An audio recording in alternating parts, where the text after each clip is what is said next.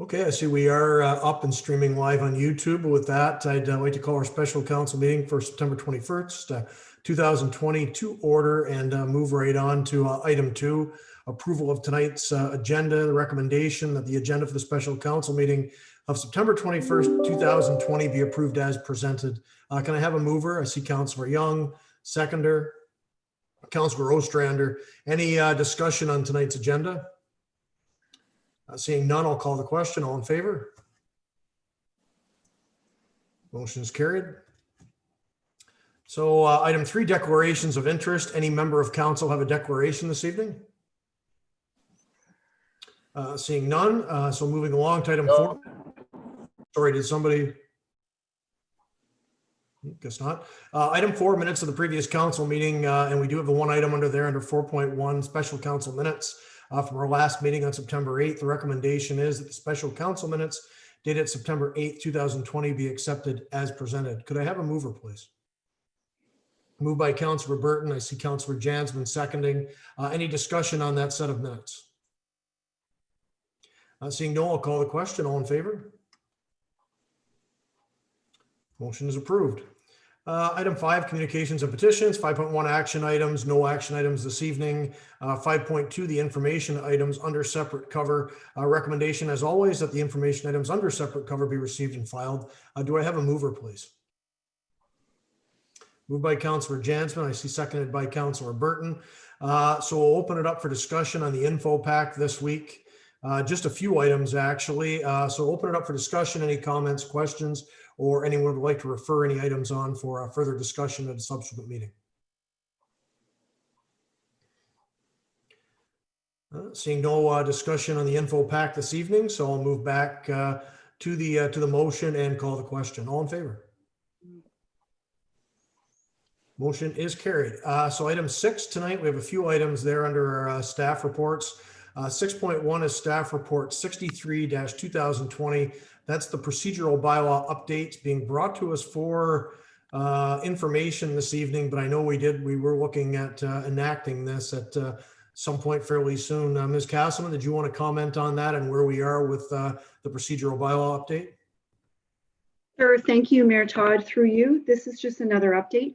I did go ahead and put into the draft bylaw the changes that we had discussed at the last meeting. You'll see a consent report section which captures the consent agenda recommendation, which I think will work out really well with our council agendas. And also I did switch the meeting frequency to proceed with the 2 council meetings per month. You'll note in my report that I do have some information on reconsideration of a motion. I did a little research, got some answers back. Councillor McConnell, you had asked at the last meeting if someone was absent from a meeting, if the prevailing side wording was in our procedural bylaw, if someone absent at a meeting, if they could bring back a reconsideration of a motion. No, that is a no. You have to be present at the meeting and vote on the motion that is to be reconsidered.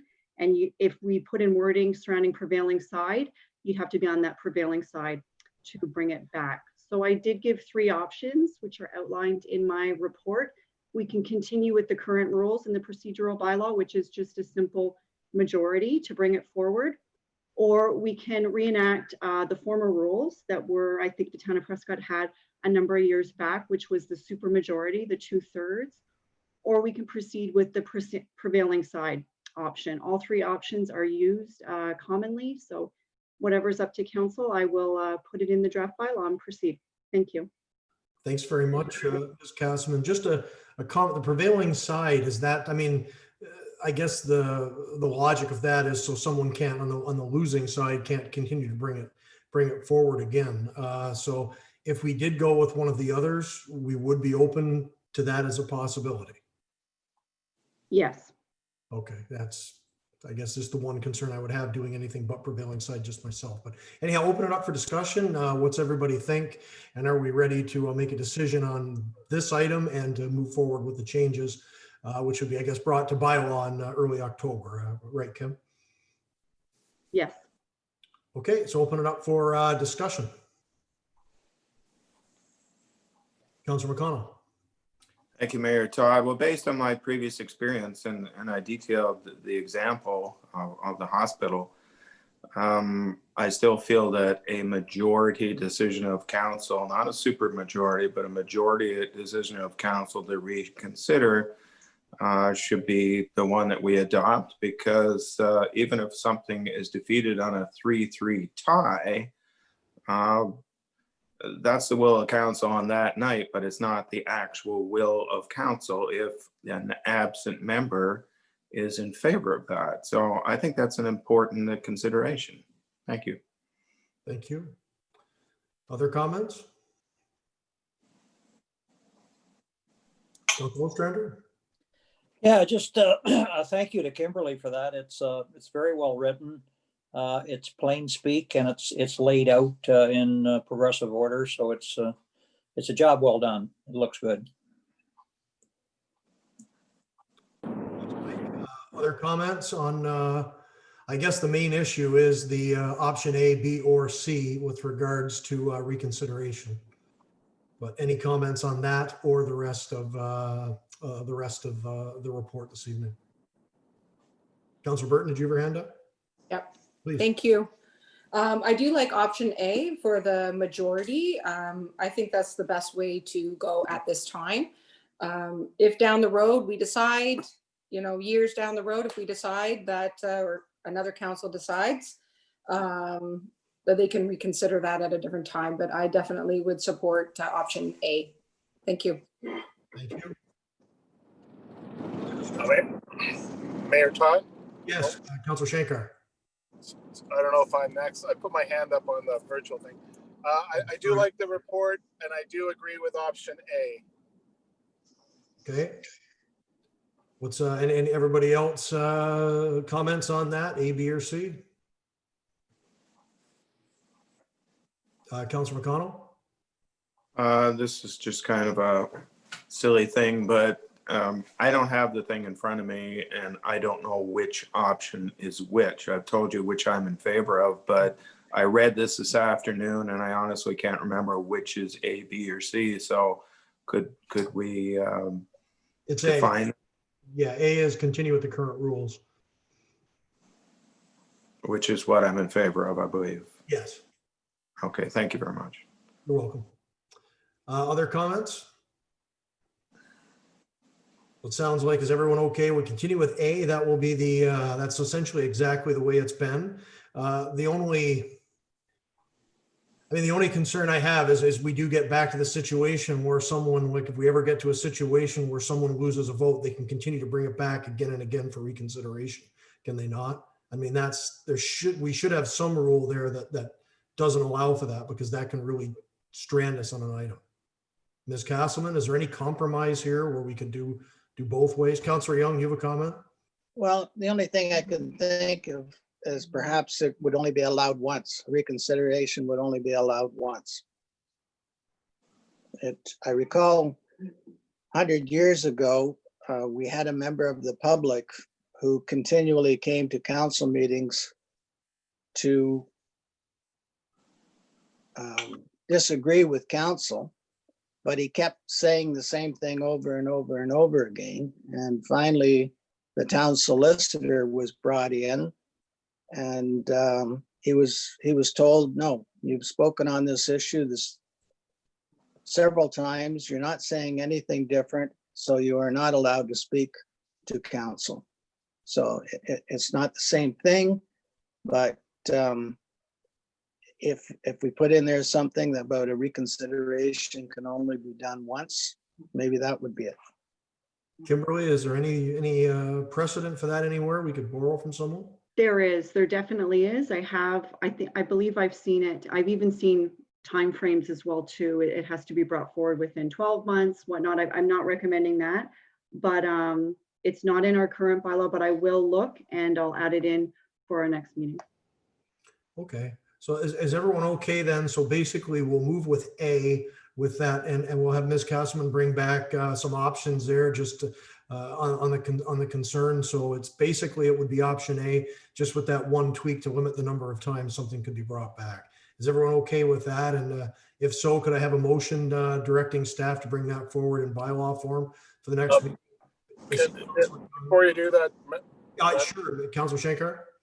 so if you need to have a majority to bring a reconsideration back, isn't that a hurdle in itself, that you need 4 members of council to agree to bring it back? So I don't know if we need to put a number of times on it. Like, if it, you would think if you've got 4 members bringing it back and they're all going to vote for it, then it's going to be reconsidered anyway. No, but it wouldn't be one member can bring it back. They can put it back on the table for the vote. Oh, I thought you would need a majority in order to bring it back. No, that just, sorry, that just indicates how the vote itself takes place. And this option would just be a straight majority vote. So it would be a 4-3, whereas some places go with a super. Oh, gotcha. Yeah. So it would Okay, just be okay. one person could bring it back. Sorry, I misread that. Then I thought it meant in order to reconsider it, you needed 4 people to agree. Okay. Okay, so I saw Councillor Young had his hand up to make that motion directing staff to bring this back with the bylaw with the options there, option or options, or maybe some separate wording, but we know what we're focusing on here. So basically it's item A, continue with the current rules with some restriction on the number of times it can be brought back. Kimberly, did you have a?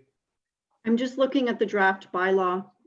So option A, but then I did actually add from the last time, it states no more than 1 motion for reconsideration of any question or bylaw, which is a previous motion or bylaw, shall be permitted. So right there, I think that clears it off.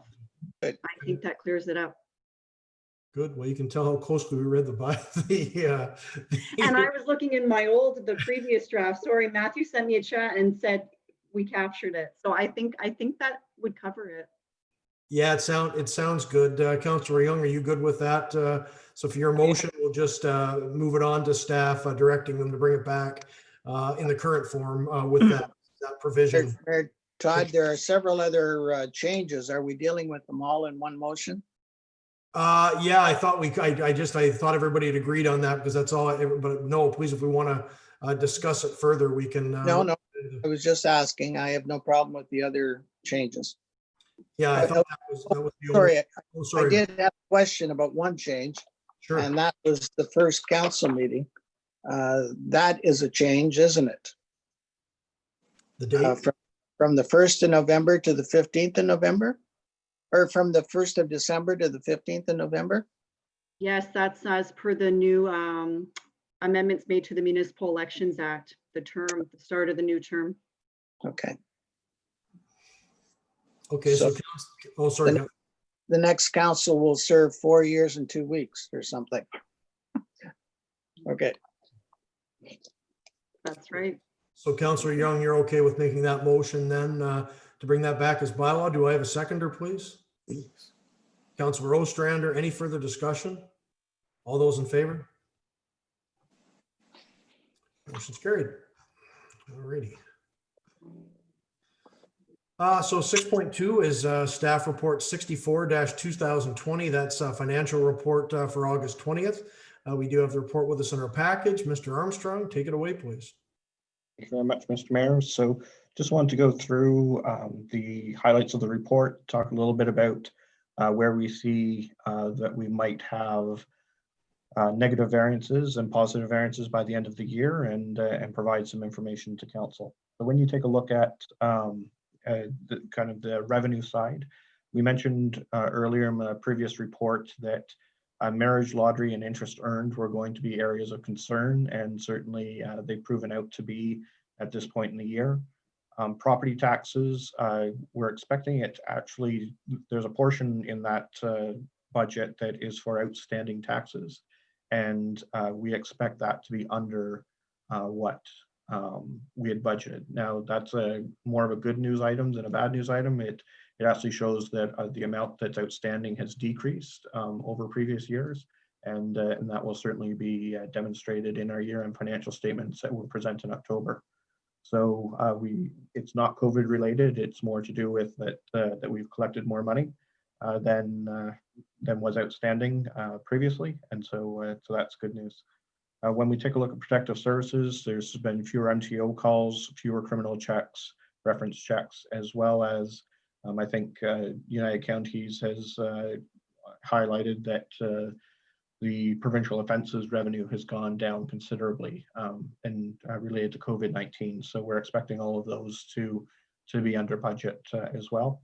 Transportation and environmental, we're actually expecting them to be on budget or a little bit better. Certainly from a health services perspective, the health center rentals that we were planning on divesting ourselves of that building earlier this year, that will come back on the agenda soon as we change the zoning and move that forward. When we take a look at social services, expected to be on budget. Recreation and culture, this was the other major area that we identified back in March and April as being areas where it's going to struggle over the with COVID-19, and that's what we're seeing. Certainly, there are offsets to some of those, such as the pool.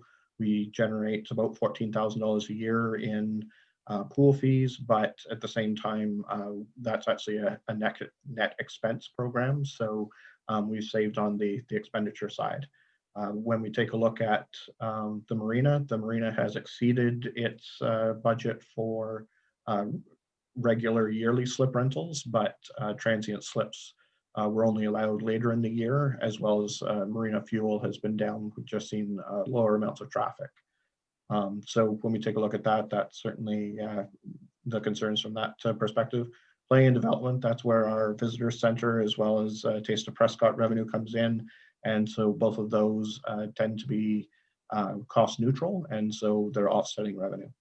And then from a water and sewer perspective, we are expecting to be a fairly on budget in terms of water and wastewater revenue, but the interest earned on the investments from that will be under what we expected. So that's from a revenue perspective across the board. There's several effects of COVID-19, and when we get to the next report, I'll talk on them a little bit more. On the expenditure side, we have been fairly successful going through and saving in most of our departments and areas. And so at this point, the only area that we're looking like it's going to be over but at year end is the environmental. And that's due to the fact that now all of our recycling is attracting tipping fees at the recycling depot. And so for every ton that we tip, then we're having to pay a tipping fee for that. And so certainly that's going to push the recycling budget over and above what we expected. That being said, it's not a huge amount, and other areas we will have made up to be able to save that. So those were really some of the items that I wanted to touch on. In terms of cash flow, we spent a fair amount of time early on talking about this. Just wanted to highlight some of the amounts that will be coming in between now and the end of the year. So we still have our last property tax payment of, on October 31st, and that will be approximately $1.2 million. At the same time, we have the Ontario Municipal Partnership Fund, which the last payment will come in October. That's about $388,000. And then we have our regular monthly RSL water and wastewater revenue to come to a total of another $900,000. Then in this month, we're expecting an amount of $266,000 or $267,000 for COVID-19 related expenses and cost pressures. And so we're expecting that in September. So that, from a revenue perspective, that's what it's looking like. From an expense perspective, certainly by the end of September, we have about $300,000 in property school taxes due, as well as the second half is both coming due in December. So that's another $600,000. Paving work was done in September, and so it should probably be paid out in October. So that's about $270,000.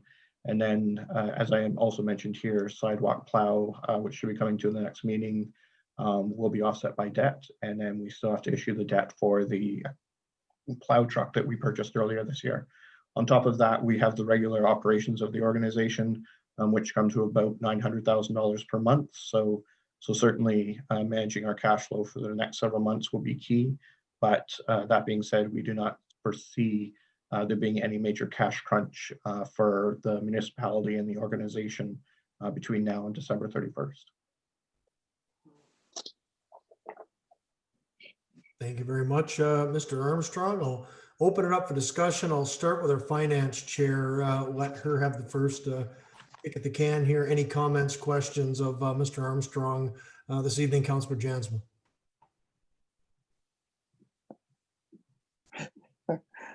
Actually, I'm not the chair for finance. Oh, geez, yeah, I'm sorry, that's Deb, of course. Last term. I'm looking right at you. I've lost so many years in the last few months. I'm thinking it's 2018. Please go ahead, Ray. I have nothing to add to it. It's a very thorough report, and I didn't have any questions from it. Okay, great. Thank you very much. So other questions from members of council on this financial report? Councillor Jansman, then Councillor McConnell. Matthew, if you could, through you, Mayor Todd. So the red, in simple terms, the red is not good news, the green is good news. That's correct. Okay, so connecting that to the operating budget, how would something like, with considering the situation we're in, the recreational and cultural actual year to date is actually in the revenue side higher than expected? I'm just was curious about that, considering there hasn't been much recreation or cultural events. So really what's pushing that is the marina. And so the vast majority of all of the marina revenue comes in from July through partly through September. And so but it's pretty much exhausted by the end of September. So we're in a positive for the next little while, but then when we hit October, November, December, it will be in, there'll be very little revenue in that recreation and culture. And so then it's expected to decline quickly. I see. Okay, thank you. Councillor McConnell. Thank you, Mayor Todd. Correct me if I'm wrong here, Matthew, but when we do our budgets, or when you do our budgets, you take into account the projected revenue from various systems and expenses when we look at what we are projected to spend for the coming year, but you don't take interest into account. For example, the amount of interest that we thought we would get on the water and wastewater investment, that's not taken into account when we actually look at what we're spending money, is it? So when it comes to water and wastewater, those amounts go directly into reserve. So they're in the budget, but there's also an offset that says it's going to transfer directly to reserve. So it's not that it's funding operations. It's simply an in and out, so it moves off to that reserve. So that's accounted for. So certainly that's where that reserve is not going to be well served this year by the investment. But we're not counting on that money to pay any bills, the projected interest, are we? That's correct. Not when it comes to water and wastewater. When it comes to the overall organization, there's about $100,000 that we use to offset operations. I see. And just a side question that I have, you mentioned that we are going to be funding the new plow truck. What about the old plow truck? There was some interest in that truck at the time. Did we actually sell that truck, or we still have it? We still have it. We wanted, because we received our plow truck fairly late in the season, we decided to keep it. And then we're just making a decision on what to do with it now. We have made use of it throughout the summer as using it for popping the chipping into. And so it's been helpful from that perspective.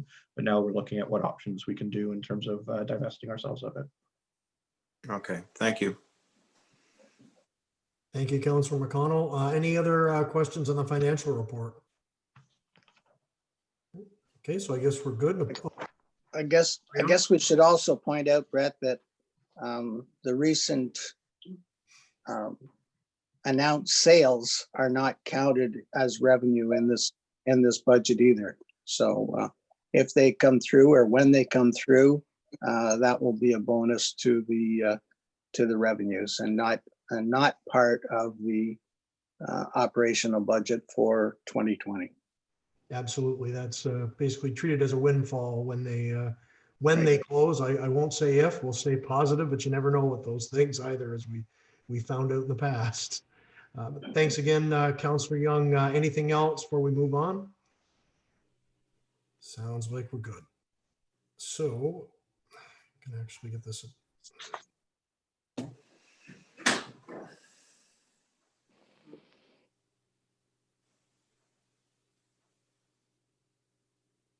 Okay, so moving right along, we're at 6.3 staff report 65, 2020 COVID-19 funding and expenses. And the recommendation reads that council directs staff to develop a COVID-19 grant program to support nonprofit organizations that primarily rely on donations and memberships, which have faced a dramatic decline in revenue while faced with ongoing fixed costs, regardless of operations. Do I have a mover, please? Moved by Councilor Burton, seconder. Seconded by Councilor Ostrander. Mr. Armstrong, great to see this coming forward. I know it's something we've all of us have talked about at various occasions. So please take us away and give us the details. Thank you very much, Mr. Mayor. So when we're going through this, again, referring back to a report that was done, I believe in April or May, to talk about where we were going to see negative variances. And so interest and investment returns, we have budgeted at 202,000. 102,000 is in the water and wastewater, 100,000 is in operations. Year to date, we're at negative 8,500 at the end of August. So our investment for this year at the end of August had lost $49,000, and we've generated about 40,000 in interest on our high interest savings account. Our high interest savings account was earning 2.4% interest, is now earning 0.9% interest. So certainly that's one area where there's little ability to change things to make up for it. So it would be an area where we would consider using the 266,000 to offset some of that loss. Fees and licenses, 27,000 was what we had budgeted and foresaw that would be affected by COVID-19. Year to date, at the end of August, we're at just shy of 7,200. So with this one, we believe we've been able to reduce expenses enough to be able to offset. And so we're in a pretty good shape in this particular one. Finally, summer activities. And so that was the recreation and culture that we just referred to. And so we budgeted about 394,000 at the end of August, 318. Vast majority of that is in the marina. And so it's been clicking along fairly well. As I mentioned earlier, the yearly slip fees are above budget for the year, but transient and fuel is expected to be under. So that being said, we have been able to make several adjustments to be able to offset that approximately $80,000. And so really when you take a look at what could have been about $300,000 in budget versus year-to-date actual, then really the biggest area that we're not going to be able to make up is just in the interest and investment returns. But we're still striving to make that up from an expense perspective. So I wanted to turn over and take a little bit of a look at what we have done. So we have the Prescott Proud Dollars program that we distributed to businesses. That was for $10,000. And then the small business grant program for $15,000. The small business grant program, we have gone through the first intake. I think we will be coming back with some options for second intake and perhaps taking a different focus on the program, but we will be back on October 5th with that. The one area that several members of council have discussed with me, as well as we've discussed internally, is for those organizations that are very much driven by donations as well as the memberships that they might have. And so they're not necessarily being well covered by programs offered by the government. They have very little ability to take on debt because they're really just able to keep their heads above water from an operational perspective with their donations and memberships. And so trying to address their fixed costs was what we're really trying to attack. So lots of these organizations might have rent, might have utilities, might have a photocopier lease, telephone, things like that, that regardless of whether they've been able to open or not, are still continuing to accumulate in terms of costs and expenses. So that's where we thought it would be prudent to develop some type of grant program where we can measure the amount of fixed costs they have, measure the amount of revenue that they've foregone, and be able to develop some type of support for them. I don't know exactly what that total dollar amount looks like. Certainly, we would develop a program and hopefully bring it back on the 5th of October if council so desires, and be able to put that in front of you. So this immediately when we start thinking about the types of organizations, so we think very much of the Legion, we think of perhaps the Lions Club, we've thought of the Curling Club, those organizations that perhaps have been successful in continuing to operate, but have been severely impacted by COVID-19 and don't necessarily qualify for a lot of the programs that are more debt related than grant related out there. So as well as some of our more historic or buildings in town that offer religious services, they too have been impacted, and we want to make sure that they're sustainable going forward, so that they're able to maintain their buildings, they're able to keep going. And so really that's what this program is designed to look at, is those groups, and hopefully be able to provide some type of assistance for them.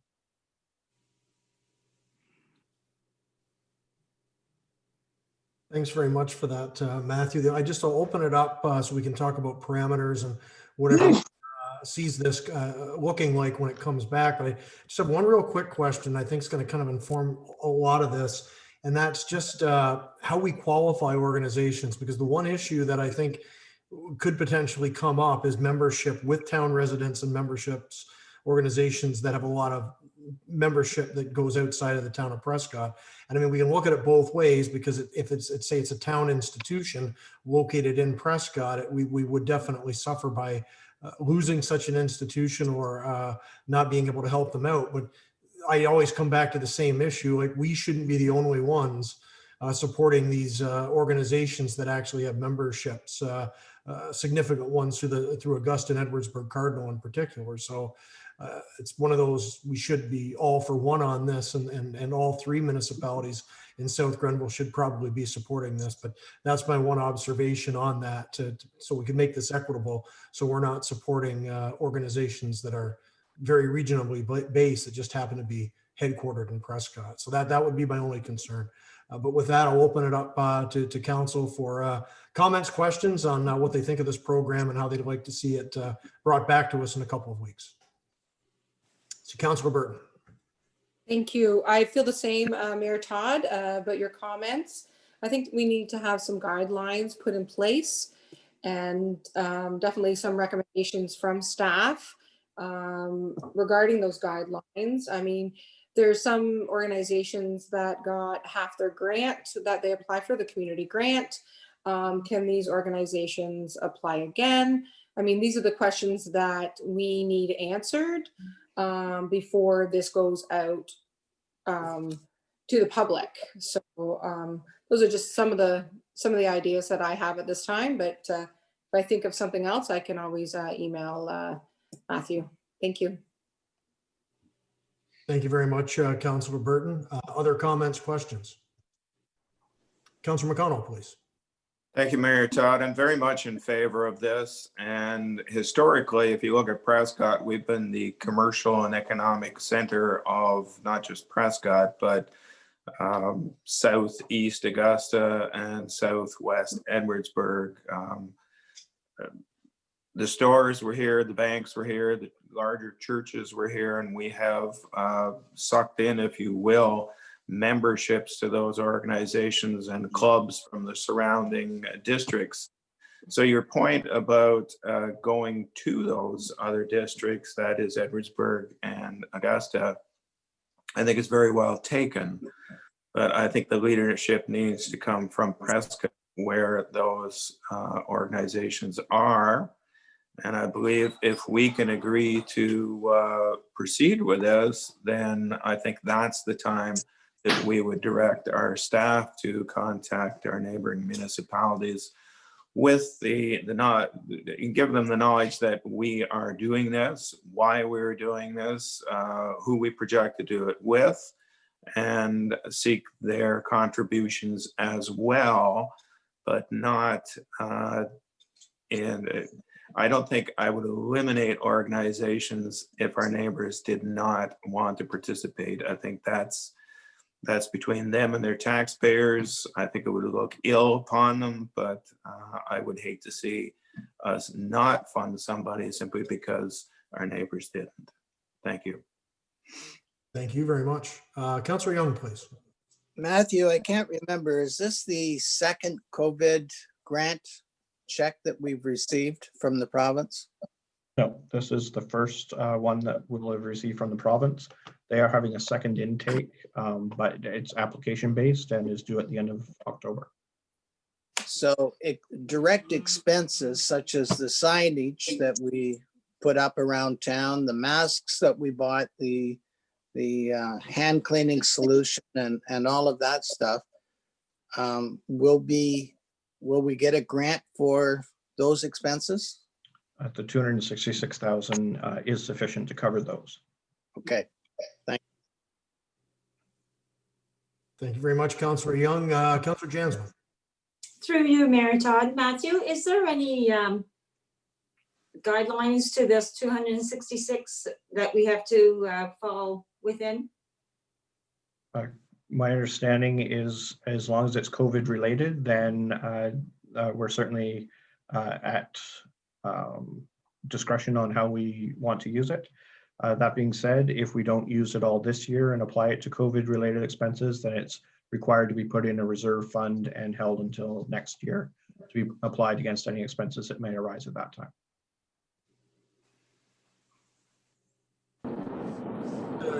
Comment on that. It's when I spoke to the minister about that, when he called Minister Clark, when he called to let me know that the funding was becoming available, he did say it was pretty much non-conditional.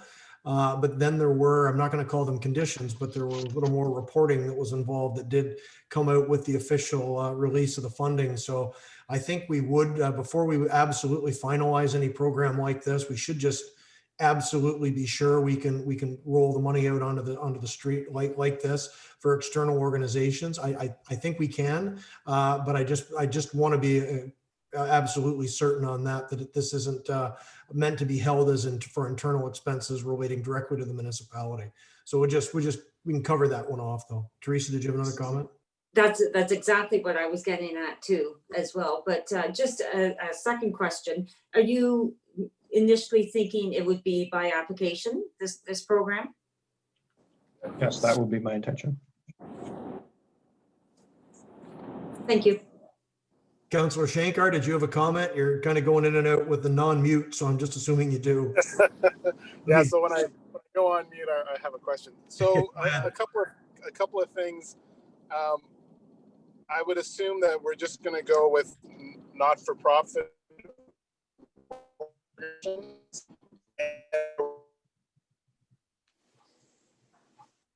Gory, you're kind of fading in and out there that last little bit. Okay, let me try again. We're going to do non-for-profit organizations, and are we going to have a cap to the amount that we're going to grant?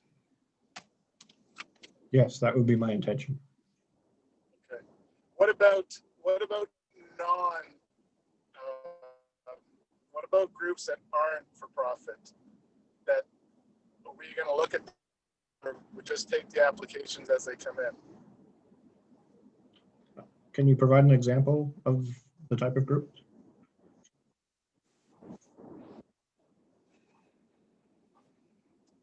I don't know what like a small business that without a $2,000 grant, they're going to have to fold, something like that. That would be part of the small business grant program, I think, and I believe we're going to look at that again once more with the task force, and then bring it back to council in early October. Okay. I just want to make sure we cover all the bases and we use that money wisely and distribute it as needed. Thank you. No, thank you. Excellent points. Anyone else have anything else here? And as Councilor Burton did mention, we can, of course, email comments into staff as well. If anybody thinks of anything, we want to get the money out there, in a relatively timely fashion, but it's not absolutely urgent, I don't think, to get any grant funding rolling like tomorrow. So we've got a little time to make sure this, we bring this back right and establish some proper parameters for it. So if anyone has anything else, please convey it through to our CAO and try to put together the best policy that we can with everyone's input at our next meeting. So any further comments before I call the vote? Seeing no one, I did, I'm just trying to remember now, I did get the motion on that, did I not, or did I not, Kimberly? Yes, it was put on the table by, Okay. I can tell you who, Councillor Burton and Councillor Ostrander. Excellent. So I'll move ahead. If there's no further discussion, then I'll move ahead and call the question. All in favor? Motion is carried.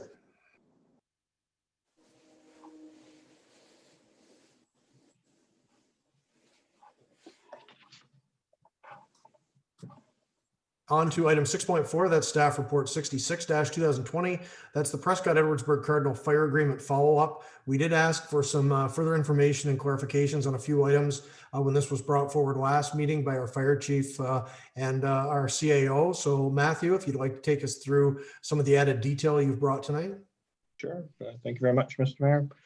So first off, the hourly rate, we did confirm that it's $4.85 per hour per truck, as opposed to $4.35. So just clarifying, 970 is the correct amount.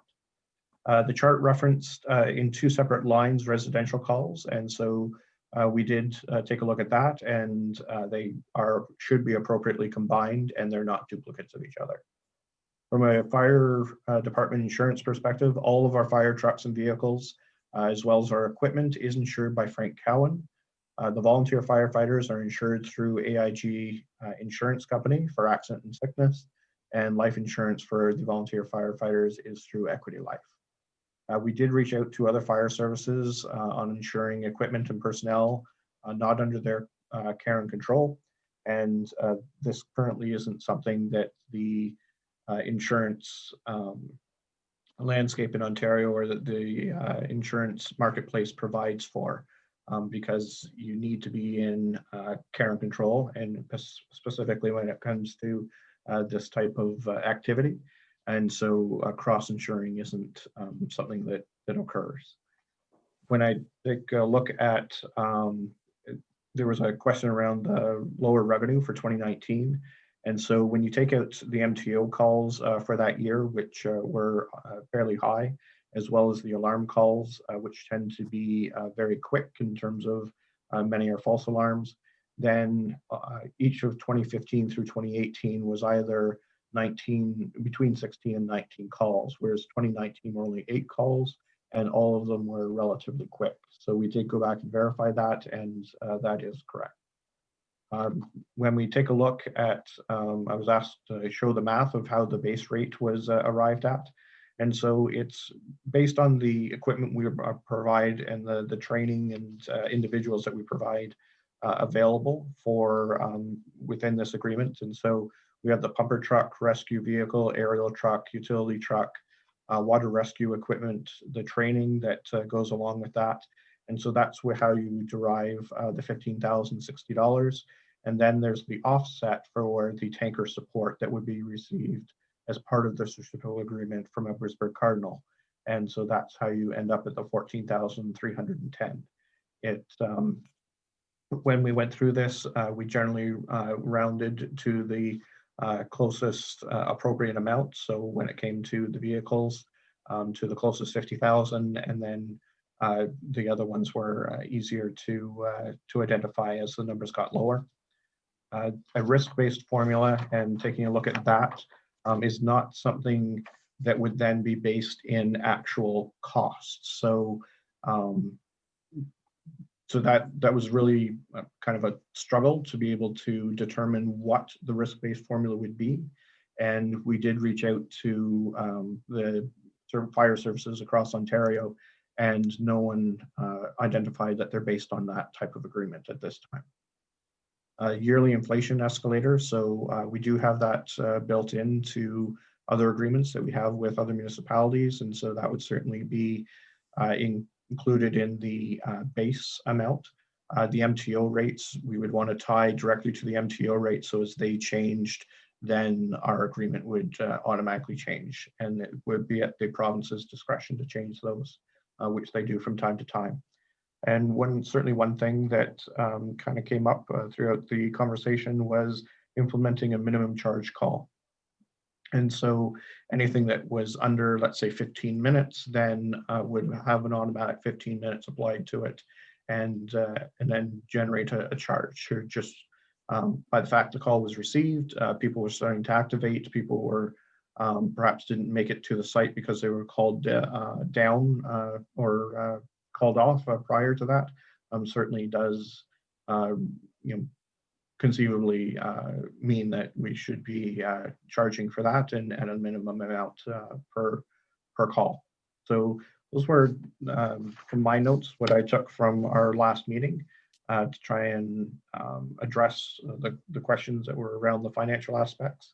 I think that was the majority of the questions and concerns that there were, and tried to go through each of those with the assistance of obviously Chief Morehouse.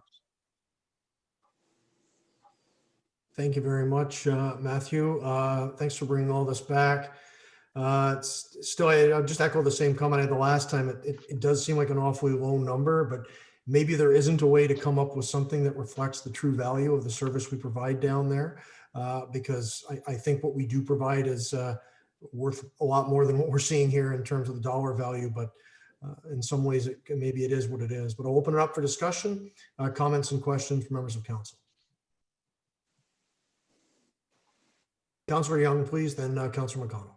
So Matthew, will we be able to budget a set amount as revenue coming forward in the budget, in our yearly budget? Or will it go up and down with the amount of calls? So through you, Mr. Mayor, so we would certainly put in a historical average that we would see. As the historical average moves, then we would adjust the budget as it goes. You can see over the number of years, with the exception of 2019, it was fairly Consistent. almost the same every single year within a couple of $1,000s. And so 2019 was certainly an aberration.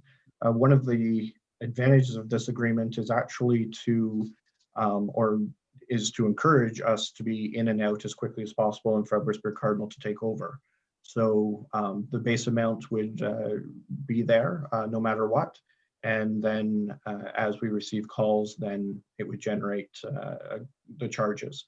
So certainly there's an impetus to reduce the amount of times we're called or the amount of minutes that we're on site.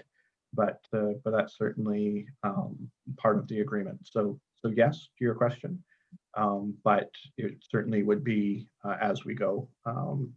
Kind of a law of averages. Okay. Thank you, Councillor Young. Councillor McConnell, please. Thank you, Mayor Todd. I was going to ask something the same as Ray did in regards to the up and down or a set amount for budgeting. But if we were to do something like we do with St. Lawrence Lodge, based on a 5-year rolling average, I think that would do well to give us a figure to budget to. You're always going to get some kind of an aberration like 2019, but unless 2020 is the same, you got to figure it's going to go back to around the 20 or the 19 or the 18. And I think that's a fairly safe assumption. But I think Matthew's done a good job here. The chief has done a good job, and the report is very detailed, and I agree with you completely. The risk factor for the area that we're covering east of town should be for more than that. But if there's no way to justify it, then there's no way to justify it. But on the whole, I think a good job has been done. Thank you very much, Councillor McConnell. Councillor Jansman, please. Just note and then a question. I just wanted to note how happy I was to see 7 and 8 both put in there. That kind of keeps us a little bit in the driver's seat anyway. So that's awesome. Matthew, with all your research in this, was there ever a category difference, like residential versus industrial? Would that cover off, like, I'm talking about the risk thing, would that help touch on the risk a little bit? And that was the struggle, is that every time you go back to risk, then the amount that we expend each year on fire services is always going to be less than the sum total of the risk involved.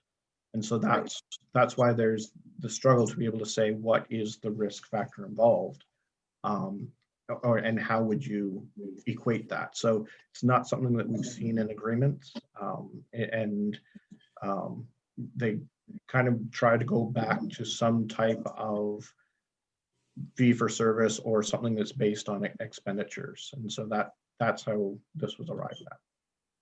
Yeah, and I think you know what I'm getting at. Like hypothetically, if a call was to an industrial site in their industrial park, it would be an additional flat rate of $200. Yeah, Right. The residential visit or a highway visit wouldn't see that additional charge, for instance. Right, and that's where, and in a lot of cases, these are false alarms. So I know exactly what you're saying, but then it becomes, what is that right number? Because not every industrial complex is the same. So a Sure. warehouse versus, when you're working with chemicals, are two vastly different items. And so that's where the struggle really becomes, and then being able to say, what cost driver do you attach it to, as opposed to, this is the cost of the services we provide.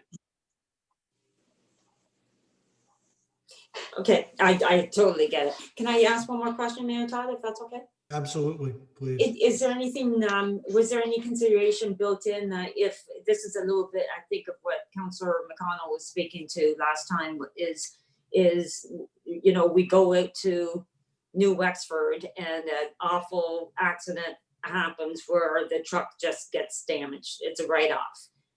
Is there like a one-time incident consideration or clause in there?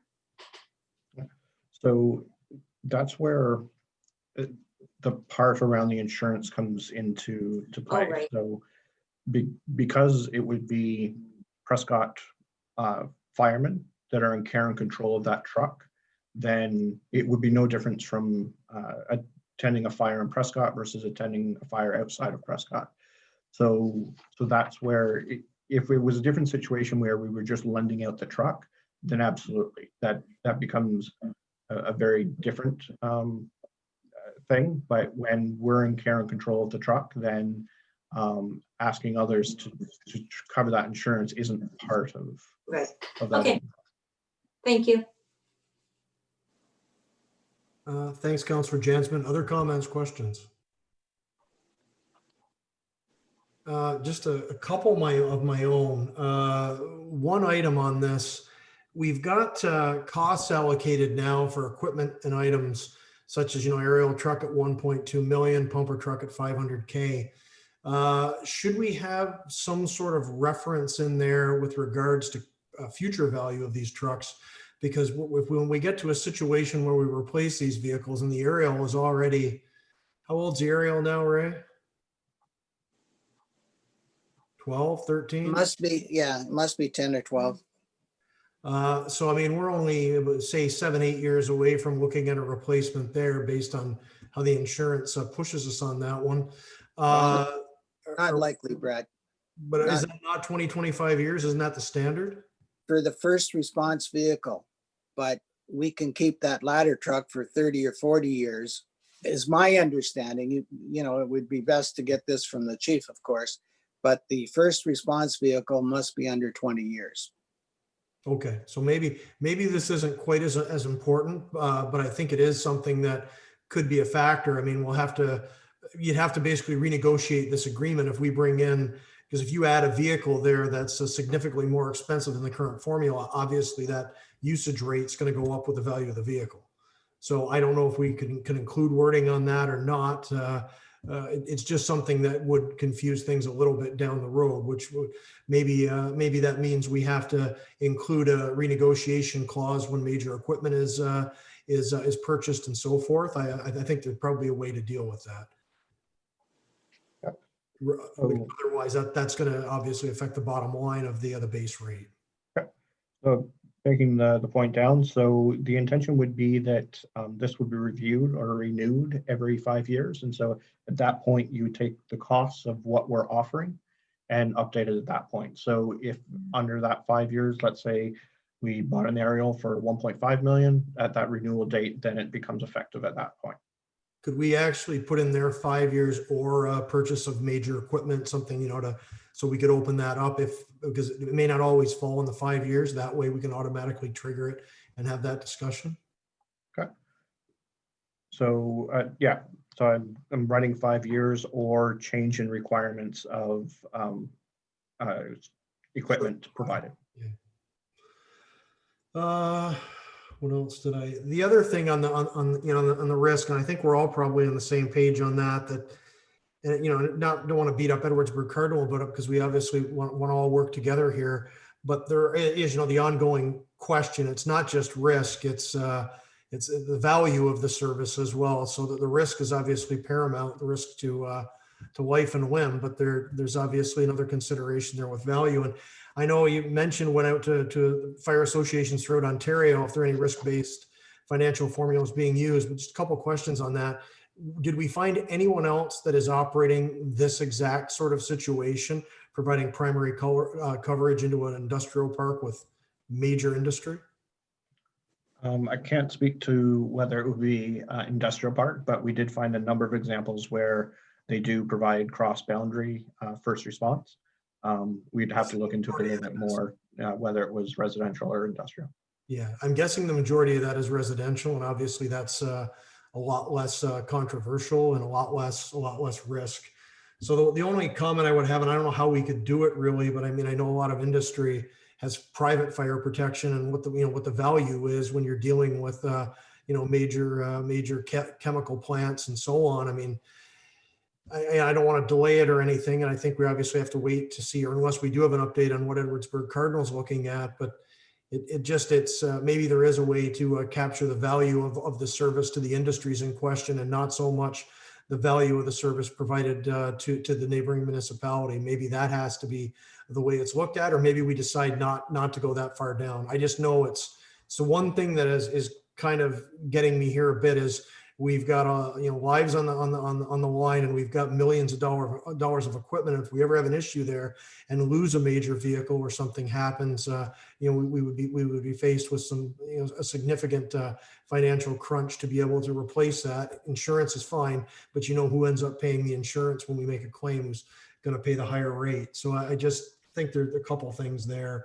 And the other part of it again is I know we've basically decided. I mean, it's very difficult to recapture any costs for building. But I mean, you got to realize this is one thing that I've got a bit of difficulty with as well, because if not for the location of the fire hall, we wouldn't be in this situation in the first place, because we're obviously tapped here because we've got the building closer to this area than Edwardsburg Cardinal does. And of course, we've had to pay a very pretty penny to build that structure. And while we built it for town use, it's difficult to make that argument. We built extra for specific use of Edwardsburg Cardinal. The bottom line is, at the end of the day, it is still a building that is being utilized, essentially 12% of it for these calls into Edwardsburg Cardinal. And it just seems a bit odd that we can't at least recoup some of the expense for that, because obviously that's a major hit to us. And again, if not for the building, we wouldn't be having this discussion, because they would have to provide the service if they had a building closer. So just the observations I have. I'd love to close this off, but just have a couple of lingering difficulties and questions. But has it gone to Edwardsburg Cardinal yet, Matt? Have they looked at it? Have they given their okay or opinions on this? So as the previous one, so this was done in conjunction with both municipalities. In terms of the minimum fire charge call, that would be something that we would go back to them with. But certainly, I think everything else is as per the draft agreement that we developed jointly. But they haven't taken it to council yet. No, they were waiting for us to make sure that we had all of our T's and crossed and I's dotted, and then they would proceed. Okay, so what are you looking for us tonight? Staff direction to take this to them as the formal proposal, or are we going to bring it back one more time with a couple of the tweaks with regards to the minimum calls and even some of the things I mentioned? Although I don't know if anyone is in agreement with me on that, or we just want to bring it forward. Are you looking for that direction tonight, Matthew? Or if possible, that'd be great. If not, then we can bring it back again. okay, what's everybody think? Are we ready to give staff direction to take it to them, or Councillor McConnell and then Councillor Ostrander? Well, I completely understand your position on trying to recover some of the money for the fire hall. That was our big expense, and we have a lot of base because we have a lot of equipment and we plan for the future. However, if we go down that road, I know what we're going to hear from Edwardsburg Cardinal, which is what we've already heard, them looking for us to help pay for the rink in Cardinal, which our people are using because we don't happen to have a. So while I sympathize with you on that and tend to agree, I don't think we can get away with it, or we're going to wind up going down that route with the rink, and God forbid they build another rink in Spencerville. That'd be the first thing that come up again. So I don't think there's any traction there, but nice try. Councillor Ostrander? Just a question for Matt. Matt, when you were discussing this and deciding how often you're going to take a fresh look at it, perhaps every 4 years would put you midterm of council, such as we are right now, and that would maybe be a better time to have the look at it as opposed to at the start or finish, and particularly if there's some dollar figures that need to be adjusted.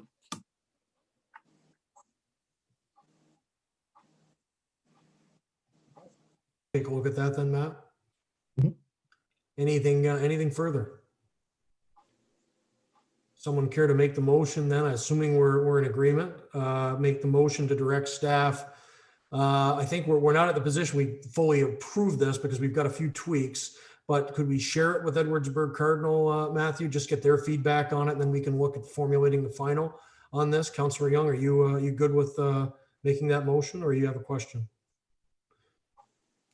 All right.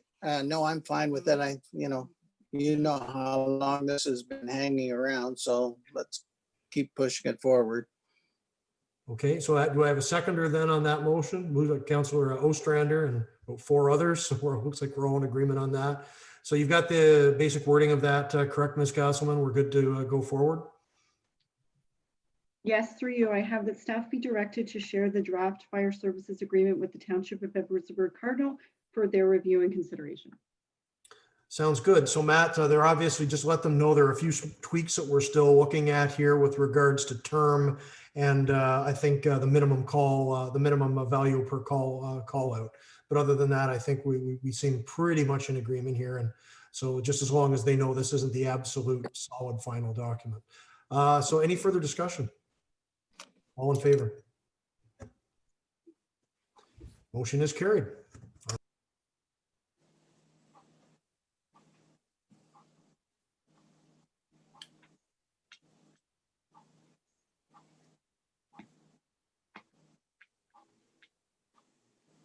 So moving on to section 7 tonight, bylaws. We do have a few bylaws here.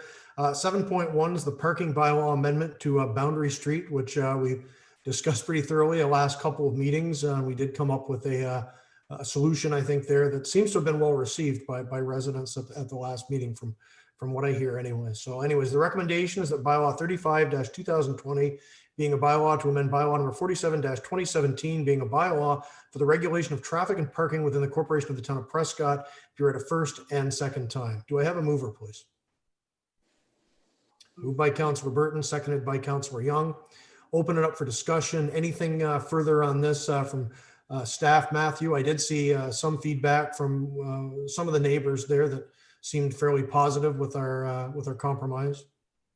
And Mr. Merriman did follow up with Ms. Mackay, and she is amenable to the solution.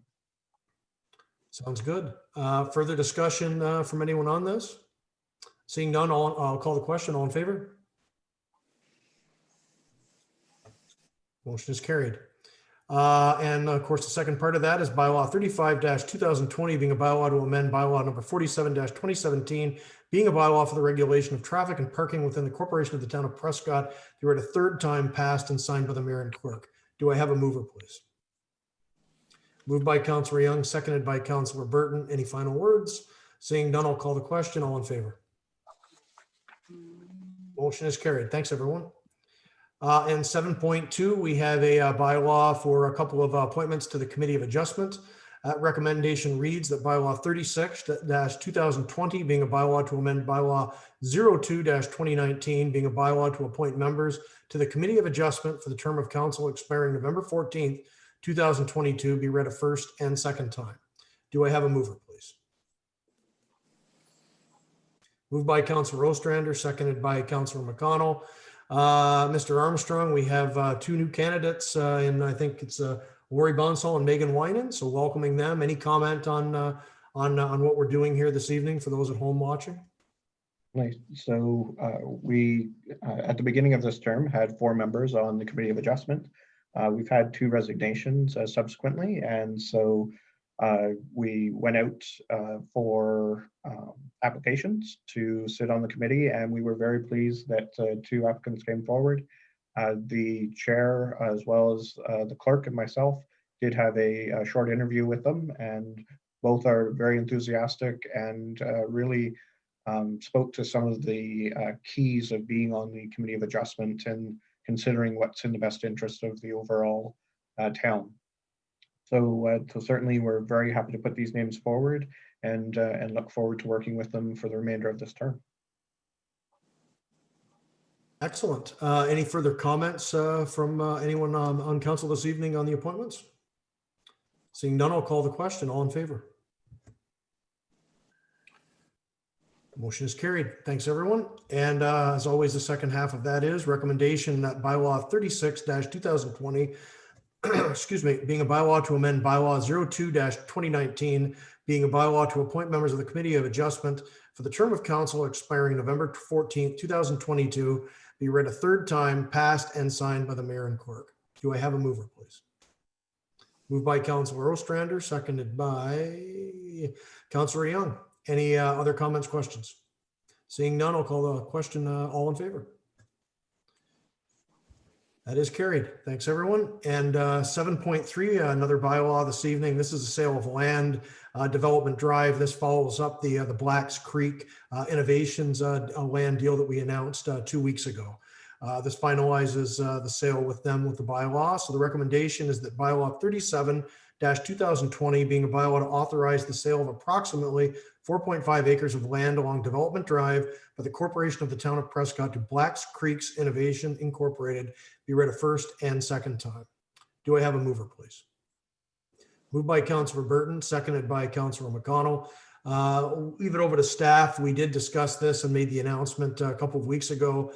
Mr. Armstrong, Ms. Valentine, any comments on this deal and what it means to the town of Prescott? So I'll just speak to this. This, I believe, is the final parcel of land that we have available north of Development Drive, and we're very pleased to be able to partner and work with Blacks Creek Innovation to bring this forward. I'll turn it over to Dana to provide a little bit more of the exact context of it, but certainly, as I mentioned, we're happy to bring this forward. Thank you very much. Ms. Valentine, please. Thank you. Mayor Todd, and through you to council, we're really excited about this development. So it's Blacks Creek's Innovation, and they specialize in firewood processing equipment, conveyor belts, things of that nature. They're really excited with this parcel of land. They are based in Kempville right now, so they are quickly expanding their business. Actually, the business started as a result of the 98 ice storm. The owner actually identified, of course, a significant need at that time, given all of the frozen trees and fallen trees that had to be dealt with. So he started his business as a result of, unfortunately, a tragic situation for many people, but it's been going well since starting in 98, and we're really excited to welcome his expanding business to Prescott. He's going to be building a shop and completing some on-site assembly, as well as having a showroom. And he's going to be using the exterior of the property for showroom as well. Really excited to be using local contractors and hiring local employees as well. Initial employees are approximately 5, and he's anticipating growth, fairly quick growth, hoping to get over 10 employees within the first couple of years of operations.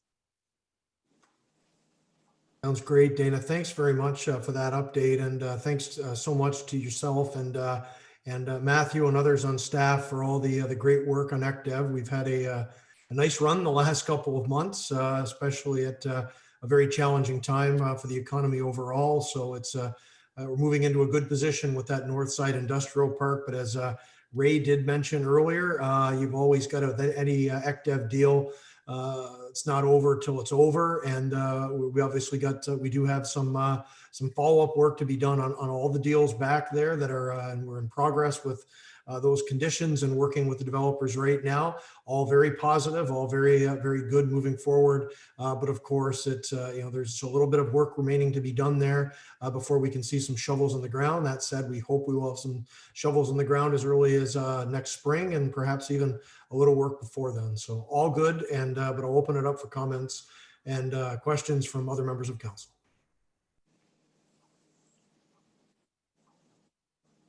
Oh, that was short and sweet. So all those in favor? Alrighty, and the second part of that recommendation, of course, is that bylaw 37-2020 being a bylaw to authorize the sale of approximately 4.5 acres of land along Development Drive by the Corporation of the Town of Prescott to Blacks Creek Innovations Incorporated, be read a third time, passed and signed by the mayor and clerk. Can I have a mover, please? Moved by Councillor Young, seconded by Councillor Jansman. Any final discussion? Seeing none, I'll call the question. All in favor? Motion. So we just have one more main item tonight. That's under 8, our closed session. We do have an item there under purchase and sale under 8.1, and the recommendation being that council move into closed session at 7:14 p.m. to consider a matter pertaining to purchase and sale under section 239 2C of the Municipal Act 2001, a proposed or pending acquisition or disposition of land by the municipality, and that the CAO, treasurer, economic development officer, clerk, and deputy clerk remain in this Zoom meeting. Can I have a mover, please? Moved by Councillor Jansman, seconded by Councillor Ostrander. Any discussion? Seeing none, I'll call the vote. All in favor? Aye. Motion is carried.